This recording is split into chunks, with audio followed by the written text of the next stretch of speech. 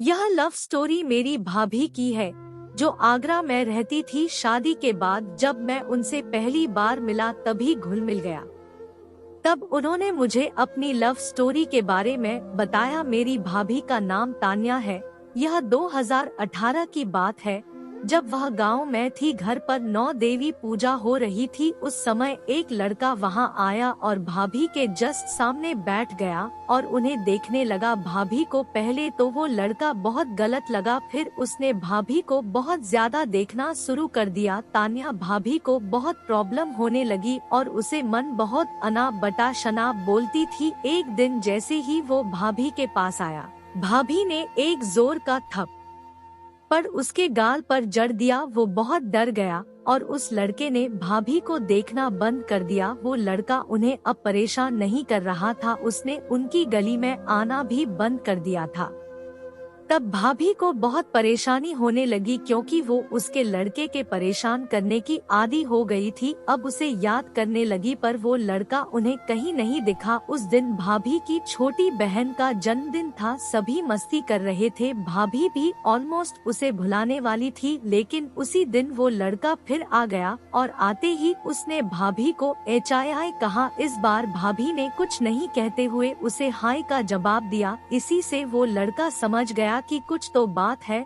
फिर मेरी भाभी के भैया आए और बोले, अरे अमन, तू यहाँ क्या कर रहा है? चल थोड़ी बर्थडे में हेल्प कर। तो वो लड़का हेल्प करने लगा। हाँ, एक लाइट लेके घर पर चढ़ गया। मेरी भाभी ने उससे कहा, गिर जाओगे? तो उसने कहा, तुम हो तो सही मुझे संभालने के लिए। तान्या भाभी ने स्माइल की, वो भी स्माइल करने लगा। फिर बर्थडे सेलिब्रेट हुआ, सभी पार्टी में एंजॉय करने लगे। तभी वो लड़का आया और बोले, तान्या मैं तुमसे कुछ कहना चाहता हूँ। तो भाभी ने बोले, कहो। तो उसने कहा, क्या तुम मेरा टाइम पास बनोगी? तो भाभी ने क्या क्या कह रहे हो? तो वो लड़का पहले डरने लगा और उसने बोल दिया, आई लव यू तान्या, मैं तुमसे बहुत प्यार करता हूँ, तुम मेरी जरूरत हो। भाभी तो पहले से ही उससे प्यार करती थी, लेकिन फिर भी बोल दिया, सोच कर बताऊंगी, तुम अपना फोन नंबर दे दो। और 2 दिन बाद भाभी ने बोल दिया, आई लव यू। तो अमन और लव स्टोरी शुरू हो गई। आफ्टर 6 मंथ भाभी की साड़ी तय हो गई और वो लड़का दोनों अलग हो गए। इसी गम में भाभी ने अपने हाथ पर उसका नाम चाकू से